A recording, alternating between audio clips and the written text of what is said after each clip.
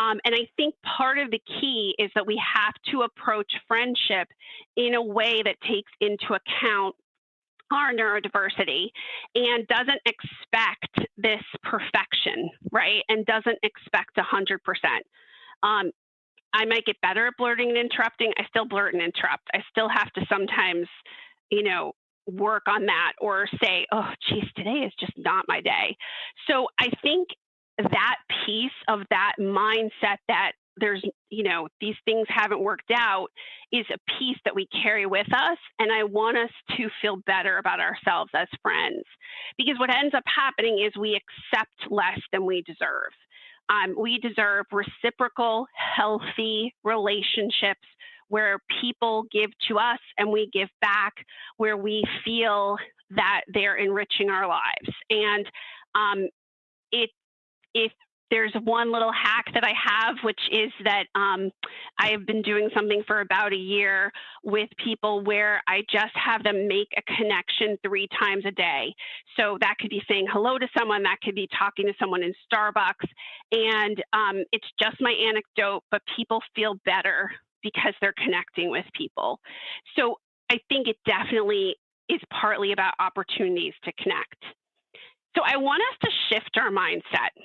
So part of what I have found, and I'm out there, the person who's been talking about friendship for 18 years when no one else was talking about this, one of the things that I have found is that instead of having I should be, perfect mindset, to shift into an I'm practicing and I'm learning and growing mindset.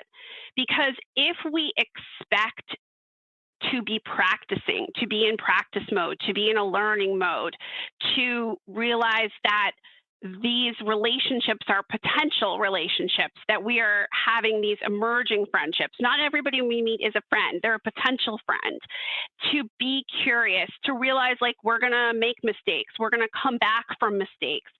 To sort of say to yourself, instead of all the bad negative self-talk, and we'll get into this later, to say like, I'm making connections, I'm meeting people, and I'm practicing, then it gets easier because I'm not expecting things to be as easy, and I'm expecting to be learning and growing.